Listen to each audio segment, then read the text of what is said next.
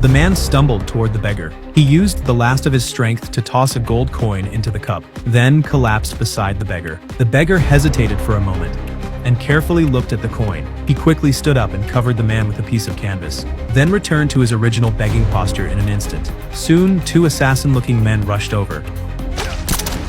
As two bodies were dragged away by other beggars, the man was secretly taken to a crematorium. When he woke up, he realized he was lying among corpses.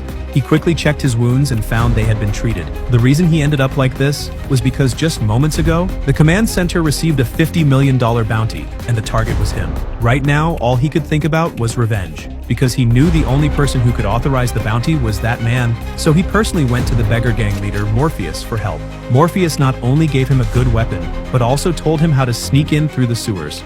Then, using the cover of the party crowd, he successfully located the target of his revenge. Seeing John appear, clearly caught the target by surprise. As the guests sensed danger, they scattered in all directions. John, having studied the guards in advance, launched the first attack, but his pistol quickly ran out of bullets. He quickly grabbed a nearby man and took his weapon. Meanwhile, the employer who had slipped away earlier immediately called his men for backup. John kept advancing and attacking, but a new threat was closing in.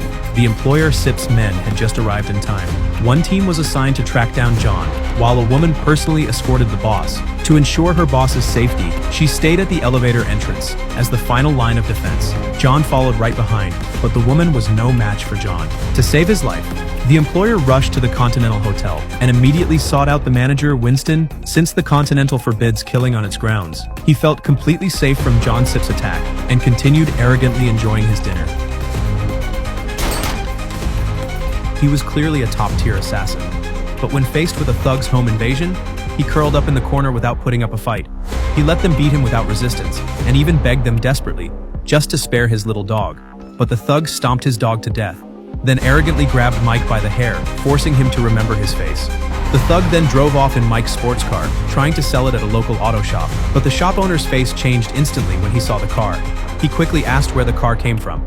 The thug casually admitted he stole it. Clearly, he had no idea what kind of trouble he was in. Even though his father was a powerful mob boss, he didn't realize that the boss's position of power was entirely built on Mike's silent support. When the mob boss found out what his son had done, he punched him hard. Then he hurriedly called Mike to offer a sincere apology, but Mike didn't say a word, he just hung up. That silence made one thing clear. Mike's revenge had already begun. Not wanting to wait for doom, the mob boss sent a top assassin that very night. The killer quietly broke into Mike's house, but Mike was more than ready. He calmly walked into his basement, lifted a hammer and smashed the floor like a madman. Then he retrieved a stash of hidden weapons. After suiting up in his assassin gear, he turned off all the lights in the house and silently waited in the shadows for his prey.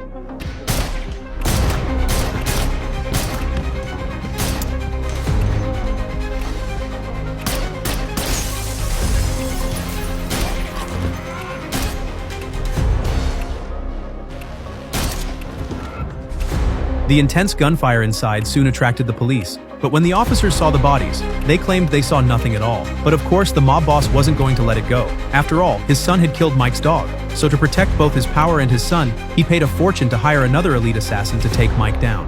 Meanwhile, Mike went into hiding to avoid the hitman. He checked into a very special hotel, a place known for protecting its guests' safety, where anyone foolish enough to start a fight doesn't live long.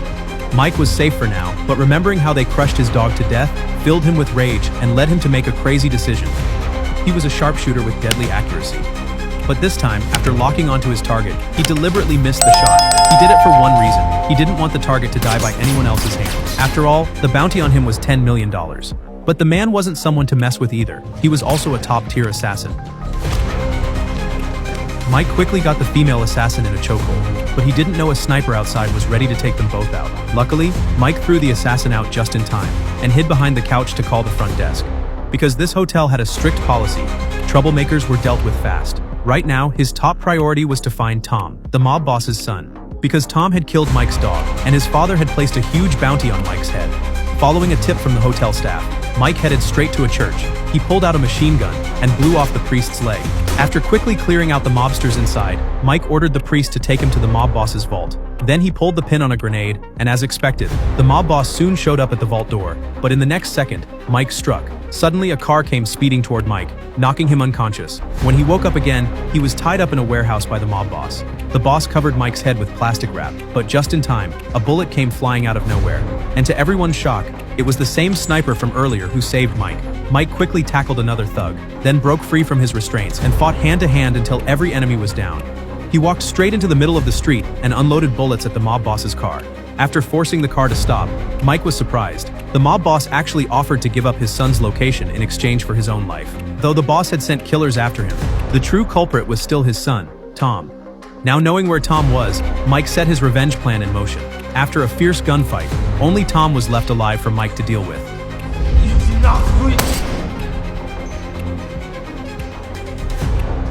When this retired hitman came face to face with two home invaders, he handed over all his cash without a fight. Even when his son had one of them under control, he still didn't dare take on the other one. I said let him go. His son didn't understand but followed his lead anyway. Seeing her husband so spineless, his wife claimed she'd already called the cops. That's when the robbers finally left. After locking the door, Jason tried to pull his son close but got shoved away instead. The arriving cop mocked him for not protecting his own family. Even the gay neighbor said he wasn't a real man. Only his daughter lay quietly beside him trying to comfort him. But the next morning before school, she realized her favorite strawberry hair tie was gone. Jason couldn't hold in his anger any longer. He went to the nursing home where his father lived, put on his favorite old leather jacket, grabbed a handgun and a few rounds of ammo, then turned and told his father he had something to take care of. He went to the town's only tattoo parlor, asking the owner if he'd seen this tattoo before, but the guy didn't give him any respect at all. A few big guys in the back started closing in. Just as things were about to go down, an old man nearby noticed the tattoo on Jason's wrist. He was experienced enough to know Jason wasn't someone to mess with, so he made the owner help Jason track down the robbers. Jason broke into their place without making a sound. After a little friendly chat, he got his watch back. But when he asked about his daughter's hair tie, they both claimed they'd never seen it. Jason was about to explode with rage, but then a baby's cry caught his attention. He opened a door and saw a baby woken by the noise. Seeing that Jason just couldn't go through with it, he'd spent the whole day and got nowhere, and he had all this anger with nowhere to put it. He sat quietly on the bus ride home, not knowing how to face his sweet little girl.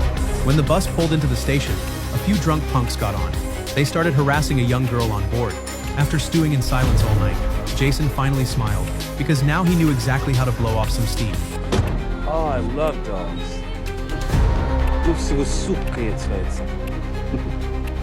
А у этой сука нет.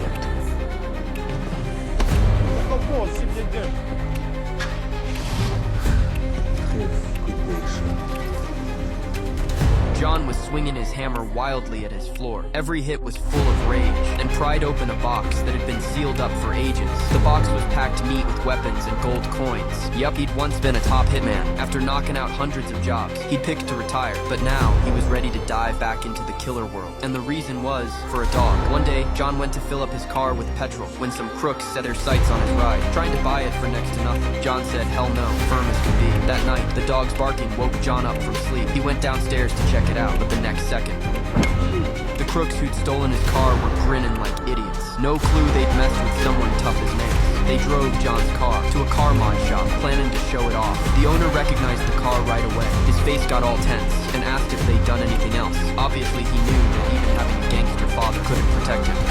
The gang boss called to chew out the owner, who told him his kid had stolen John's car and killed his dog. As soon as he heard that, the crook leader hung up the phone. Oh.